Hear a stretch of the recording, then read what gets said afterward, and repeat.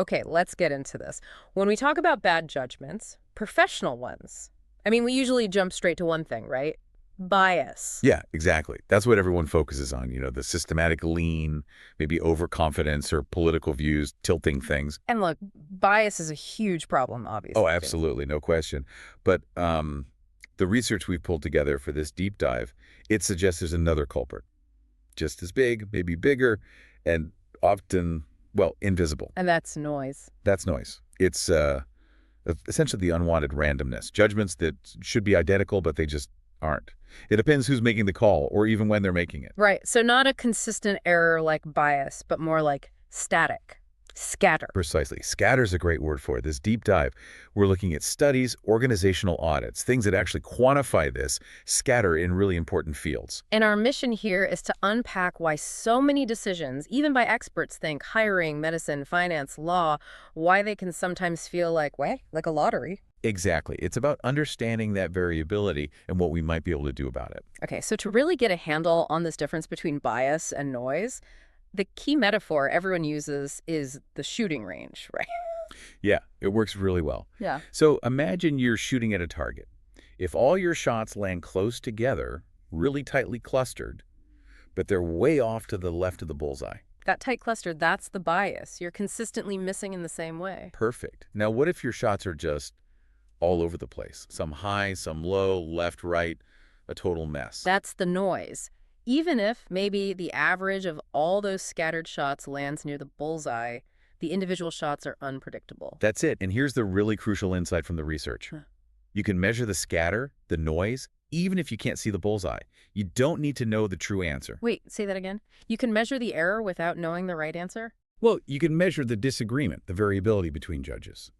We don't need to know the objectively perfect sentence for a defendant or the true risk of an investment to see how much different experts disagree with each other. That disagreement is the noise. That's actually profound. It means we don't need perfect knowledge to improve things. We just need consistency. Exactly. We can measure and manage the inconsistency itself. And when you start looking for this inconsistency, this noise, it's apparently everywhere, high-stakes decisions included. Oh, absolutely. The sources point to some really stark examples. Take asylum decisions in the U.S. There was a study sometimes called refugee roulette. I think I've heard of this. Yeah, basically similar cases, randomly assigned to different judges in the same courthouse. The results were, frankly, shocking. One judge might admit, say, only 5% of applicants. Another judge, same building, similar cases, admitted 88%. 88% versus 5? That's not just a small difference in philosophy. That's life-changing randomness. It really is. And it's not just asylum. Think about child welfare cases. The research shows huge variability noise among case managers, deciding whether a child should be removed from their home and placed in foster care. Some managers are just systematically more likely to recommend removal. They call them heavy-handed in the studies. And that has real consequences down the line. Measurable ones. The kids assigned to those heavy-handed managers. Years later, they show higher rates of delinquency, lower earnings as adults. The luck of the draw, which case manager you got, could literally alter your life path. It's hard to fathom how experts working with the same information, same rules, can be that inconsistent. What about something like forecasting? Oh, forecasting is notoriously noisy. One study looked at software developers. They were asked to estimate how long a specific task would take. Then, just a couple of days later, they were asked to estimate the exact same task again. Okay, what happened? Their two estimates differed, on average, by 71%. 71% from the same person on the same task. That's wild. It really highlights how unstable our own judgment can be, even day to day. We think we're consistent, but we're often not. And organizations, they tend to be completely unaware of this internal variability. So how do companies even find out about this? Was there a specific moment? There was a really eye-opening study, a noise audit, done at a big insurance company. First, they asked the executives, CEOs, top underwriters, how much disagreement do you expect between two good underwriters pricing the same risk? And what do they say? 5%? 10%? Exactly. Most predicted 10% or less. They had this illusion of agreement. They just assumed their experts were pretty much on the same page. But the reality... The audit found the actual disagreement, the noise, was way higher, sometimes 5 or 6 times higher than they expected. Wow. Yeah. It meant they were mispricing risk all over the place. losing money on some policies, losing business on others because their quotes were too high, all because of this hidden inconsistency. And this leads to a really important mathematical point, doesn't it, about error overall? It does. The key finding is that overall error, think of it as the distance from the true value is made up of two separate things, bias and noise. Specifically, using mean squared error, they add up. Bias squared plus noise variance equals total error squared. So reducing noise is just as important as reducing bias for hitting the target more often. Precisely. Reducing noise by, say, 10 units improves your accuracy just as much as reducing bias by 10 units. They're equally important components of error, but we tend to focus almost entirely on bias. We're missing half the picture. We're missing half the picture. Okay, if noise is this big a deal, we need to understand where it comes from. What are the sources of all this scatter? The research breaks it down, right? Starting with the individual level. Yeah, the first source is something called occasion noise. This is the variability within the same person judging the same thing on different occasions. Wow. Like those software developers. It's the idea of the crowd within. The crowd within, I like that. So what causes my own judgment to fluctuate? A lot of things, actually. Mood is a big one. Studies show that if you're put in a good mood, you're actually more likely to rely on cognitive shortcuts, like stereotypes. Really? Being happy makes you use stereotypes more. Seems counterintuitive, right? But yeah, one study had people rate an essay. If they were happy, they rated it higher if they thought it was written by a typical professor versus a young female student, even though the essay was identical. Good mood, less careful processing, maybe? That's fascinating. Does mood affect bigger things like moral judgments? It can. Remember the footbridge dilemma? The hypothetical where you can push one person off a bridge to stop a trolley from hitting 5 others? Yeah, the classic ethics problem. Well, people put in a positive mood were 3 times more likely to say they'd push the person. Their momentary feeling seemingly shifted their fundamental moral calculation. Wow. Okay, so mood is one factor. What else contributes to this occasion noise? Physical state matters. Fatigue is a known issue. Studies on physicians show that later in the day, when they're tired, they're more likely to prescribe quick fixes like antibiotics or even opioids instead of maybe digging deeper diagnostically. Makes sense. And even the environment. Even the environment. There was a study on college admissions officers. On cloudy days, they apparently paid more attention to academic qualifications grades, test scores, and less to things like extracurriculars. So the weather influenced what they valued in an applicant. It seems so. The paper title was, brilliantly, Clouds Make Nerds Look Good. Okay, if my own brain is this, unreliable. Day to day, that crowd within idea has a practical side, right? It does. It suggests if you have a tricky judgment to make, try making it twice on different occasions and maybe sleep on it. Then average your 2 judgments. And that actually helps. It reduces your personal occasion noise. It's not as good as getting a genuinely independent second opinion from someone else, but averaging your own 2 selves is better than just one shot. Okay, that's individual inconsistency. What about noise across an organization, like those insurance underwriters? That's system noise. Exactly. System noise is the variability across different judges within a system. And the research breaks that down further. First, there's level noise. Level noise. Yeah, that's the average difference in severity between judges. Think of judges in a courtroom.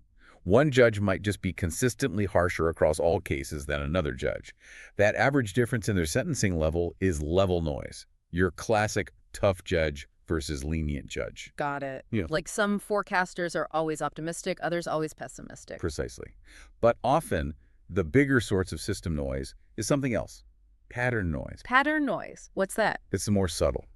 It's about how a specific judge reacts uniquely to the specific features of a particular case. It's like their individual judgment personality. Can you give an example? Sure. Imagine 2 managers, and on average, they're equally tough in performance reviews, so low-level noise between them.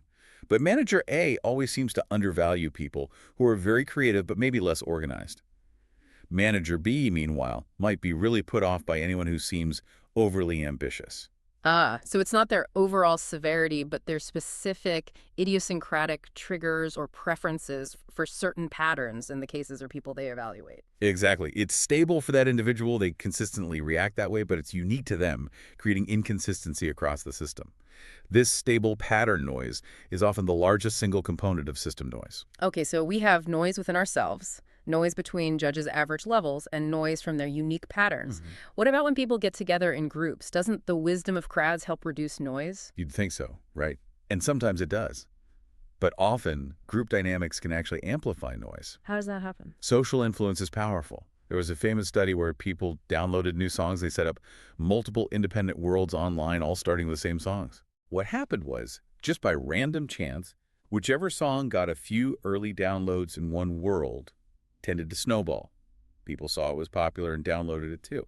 So completely different songs became huge hits in different worlds, even though they all started identically. Early random variation noise got amplified into wildly different outcomes. So initial opinions, even if random, can create a cascade. Exactly. It's called an informational cascade. In meetings, for example, if the first couple people who speak strongly favor option A, others might just go along with it. Not necessarily because they agree, but because they assume the early speakers know something they don't. Or maybe they just want to avoid conflict. So a group that might have leaned towards option B could end up confidently choosing option A just because of who spoke first. Precisely. The initial noise in who decides to speak up gets locked in as the group's decision. So groups don't automatically cancel out noise. They can actually make it worse. Okay, this is slightly depressing. Our judgments are shaky individually, inconsistent across experts, and groups can amplify the randomness. How do we even begin to fight this? We can't just tell people, be less noisy. No, exactly. Just like telling someone be less biased doesn't really work on its own. The problem isn't just individual psychology, it's often the process. The research points towards strategies called decision hygiene. Decision hygiene, like cleaning up the decision-making environment. That's a great way to put it. It's about structuring the process to minimize the opportunity for noise to creep in, rather than trying to somehow denoise the human brain itself, which is really hard. Why is it so hard for us to be consistent? What makes us rely on these noisy judgments? Well, a big part of it is that we humans rely heavily on what feels like clinical judgment. We like to synthesize complex information intuitively, and we often judge the quality of our decision based on an internal signal of coherence. Coherence, meaning it feels like it all fits together. Exactly. When we arrive at a judgment and the story feels neat, the evidence seems to support it nicely, we get this satisfying feeling, this click of understanding. The problem is that feeling of coherence often has very little correlation with actual objective accuracy. We prefer a good story to a messy reality. We really do. And that satisfying feeling of getting it reinforces our confidence in our intuitive judgment, even when it's noisy. Is that why simple algorithms or checklists often outperform expert judgment in studies? That's a huge part of it. Decades of research show that even simple prediction models, basic formulas with weighted factors, are often more accurate than human experts in fields like medical diagnosis, hiring, loan approvals, you name it. But why? Do the algorithms have deeper insights? Not necessarily. Often the formulas are based on very basic factors. Their key advantage isn't genius insight, it's their noiselessness. An algorithm applies the exact same rule with the exact same weights every single time. It doesn't get tired or moody or distracted by irrelevant details. It eliminates the variability. Okay, so if algorithms are noiseless, how do we inject some of that consistency into human decisions where we can't just use a formula? What are the hygiene strategies? One powerful strategy is sequencing information carefully. This is about controlling when people get certain pieces of information to prevent early judgments or biases from contaminating the whole process. Okay, how does that work in practice? A great example comes from forensic science, like fingerprint analysis. There's a recommended procedure called linear sequential unmasking, or LSU. Linear sequential unmasking. Yeah, the core idea is that the examiner has to first analyze and document everything they see on the latent print, the one from the crime scene, before they're allowed to see the print from the suspect. Ah, so they form their initial analysis in isolation. Exactly. And crucially, they should also be kept unaware of other potentially biasing case information, like the suspect's criminal record or confession, during that initial analysis phase. That makes sense. It stops you from subconsciously seeing features in the crime scene print just because you know they're on the suspect's print. Prevents confirmation bias. Precisely. It structures the information flow to protect the objectivity of the initial assessment. Okay. Sequencing information is one tool.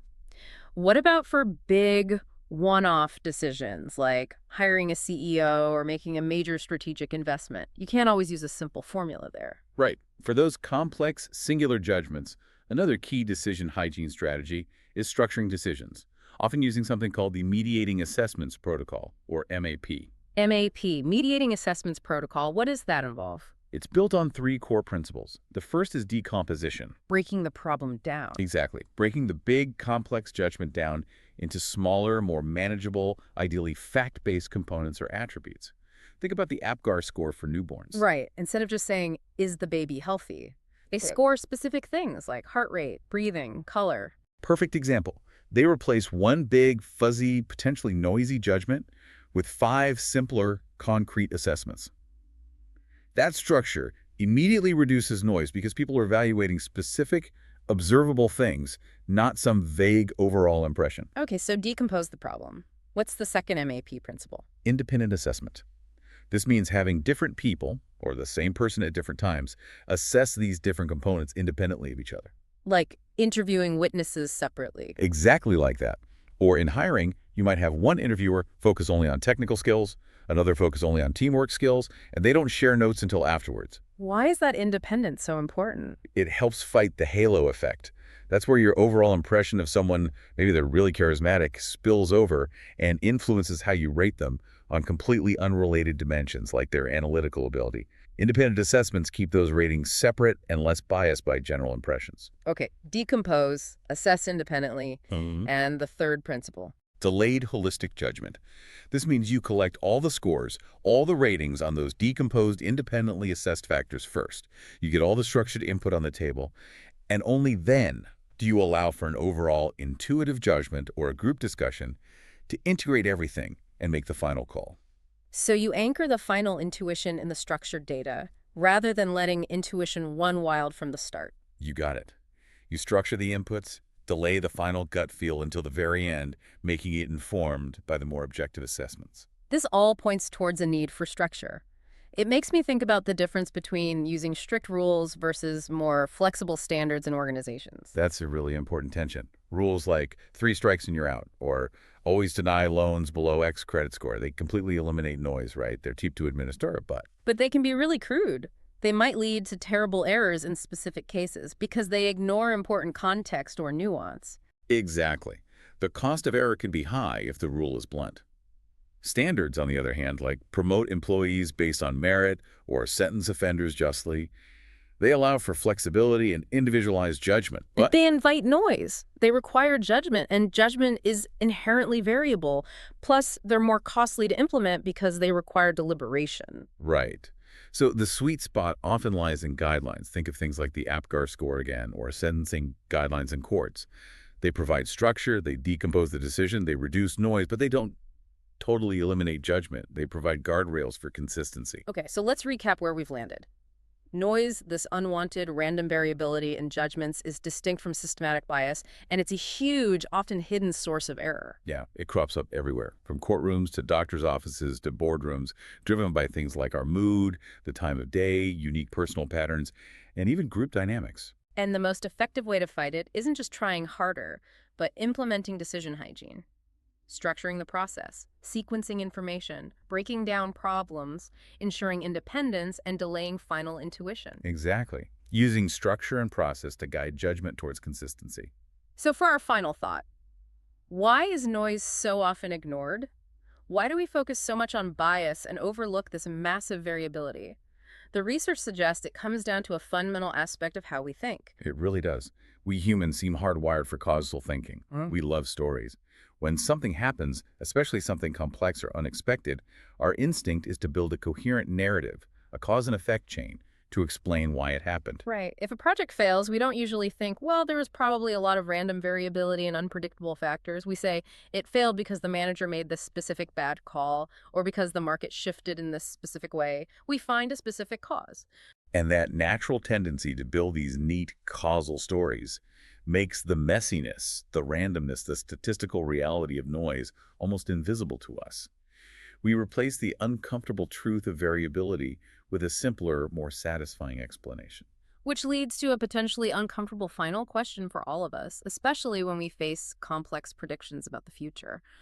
A lot of what we try to predict, market movements, career success, geopolitical events, involves a huge amount of irreducible uncertainty, what the researchers call objective ignorance. Things that are just fundamentally unknowable or at least incredibly hard to predict accurately. Right. And when faced with that vast uncertainty, the temptation is always strong to fall back on our confident intuition, on that coherent story that feels right, even if it's not grounded in consistent, measurable prediction. We prefer the illusion of certainty provided by a good story over acknowledging the limits of our knowledge. So, the final thought to leave you with is this. If accurate prediction is one of the best measures of true understanding, how much of the confidence you feel in your own judgments day to day is based on that satisfying internal coherence, that good story, versus how much is based on a process that demonstrably leads to consistent, measurable, less noisy results? Denying the noise, denying the ignorance might feel better, but it comes at the cost of accuracy.